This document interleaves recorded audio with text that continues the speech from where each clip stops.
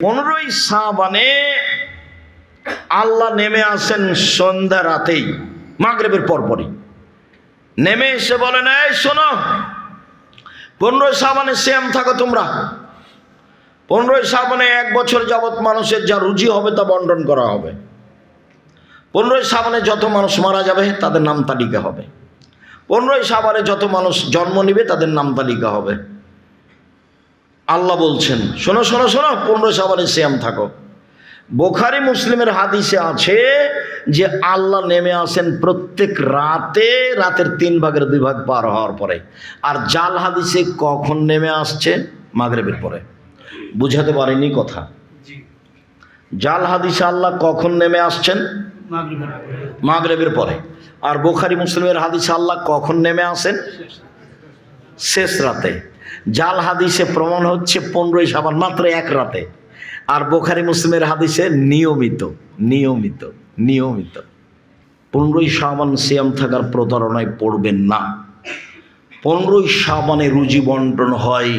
15ই শাবানে সারা বছরে যত মানুষ জন্ম নিবে, যত মানুষ মারা যাবে, সব হিসাব নিকাশ হয়। একবারে ডাহা মিথ্যা কথা, সরাসরি কোরআনের বিপরীত। কোরআন মাজিদে এসেছে যে বাৎসরিক রিপোর্ট, বাৎসরিক সব কিছু হয় লাইলাতুল কাদরে। কোরআন মাজিদে কোন তারিখ উল্লেখ হয়েছে? লাইলাতুল কাদর। আর জাল হাদিসে উল্লেখ হচ্ছে 15ই শাবান। মানুষের বানানো হাদিসে উল্লেখ হচ্ছে 15ই শাবান।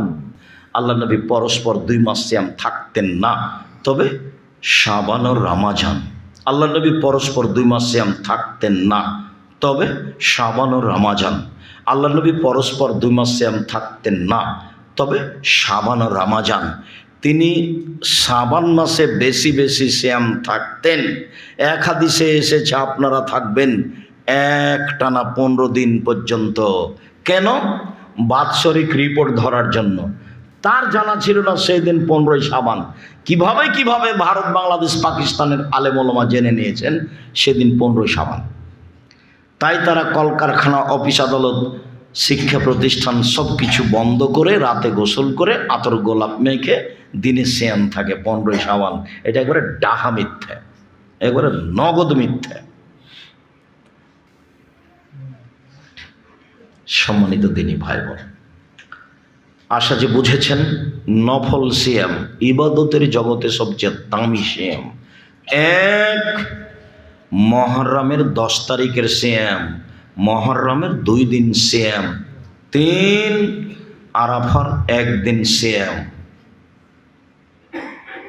1 মুহররমের 2 দিন সিয়াম, 2 আরাফার 1 দিন সিয়াম, 3 প্রতি মাসে 3 দিন সিয়াম, 4 শাওয়ালের 6 দিন সিয়াম, 5 জুলহিজ্জার একটানা 9 দিন সিয়াম, 6 শাবানের একটানা 15 দিন সিয়াম।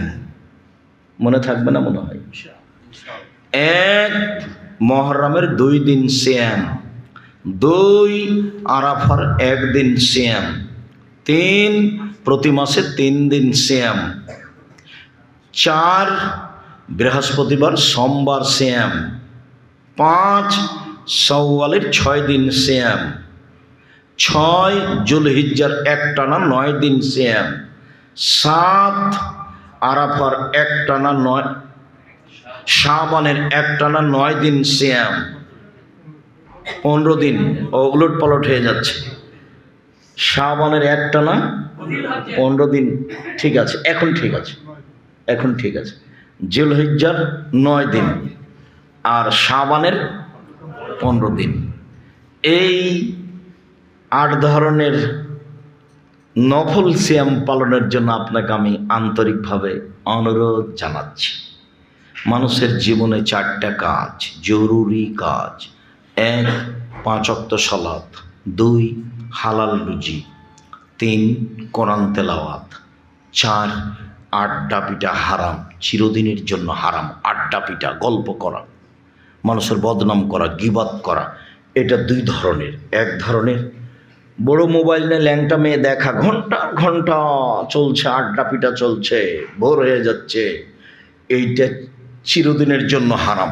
2, দোকানে বসে গল্প চলছে, দেখেন কাঞ্চন বাজারে এখনো চলছে, দোকানে বসে বসে 4 জন 5 জন বসে আছে, ল্যাংটা মেয়ে নাচছার গল্প জমাচ্ছে। আপনি গিয়ে বলেন যে এরা ভালো মানুষ, ওরা কি জিজ্ঞাসা করেন আপনারা নাকি পরহেজগার মানুষ, দেখি কি বলে, জিজ্ঞাসা করে দেখেন পরহেজগার মানুষ, খেপে যাবে যাবে, চিন্তা করেন কেন? আমি বলছি যে ভাইজান বাম হাতে পানি খান না ভাইজান, ডান হাতে পানি খান। আমাকে বলছে বাম হাতে তো হাত, তাই বলছে বাম হাতে তো হাত, তাহলে পানি খরচের সময় ডান হাতে করবেন, পানি খরচ কোনো ছুঁচবেন যখন তখন ডান হাতে ছুঁচবেন, হয় না? এটা তো যখন বলছে যে বাম হাতে তো হাত, তখন পানি খরচ করার সময় ছোঁচার সময় কোন হাতে লাগাবে? ডান হাতি লাগাবে, হয়তো হচ্ছে। ধর্ম কার কথাতে চলে? মুহাম্মদ সাল্লাল্লাহু আলাইহি ওয়াসাল্লামের কথাতে। তিনি বলেছেন ডান হাত ভালো কাজের জন্য, আর বাম হাত ময়লা মাটি, খারাপ পেশাব পায়খানার পবিত্রতার জন্য। তার মুখের ভাষায় এগুলো।